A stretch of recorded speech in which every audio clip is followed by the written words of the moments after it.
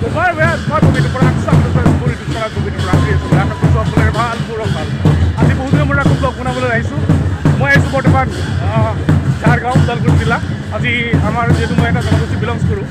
সেই জনগোষ্ঠী আজি কেন্দ্ৰীয় বাঁহ গোঁসাই উৎসৱ গতিকে আহকচোন আজি আমি তাতে কি ধামাল কৰোঁ বা উৎসৱটো কেনেদৰে পালন হয় আপোনালোকক সকলো দেখুৱাই আছোঁ এয়া লাগিলে 1986 চনত হওক এয়া লাগিলে 2002 চনৰ পৰা 9 চনলৈকে গোটেই 7 বছৰে অৰণ্য পথাৰী জনগোষ্ঠীৰ শিক্ষিত যুৱক যুৱতীসকলে উঠি পৰি লাগি দিছে কিন্তু আমি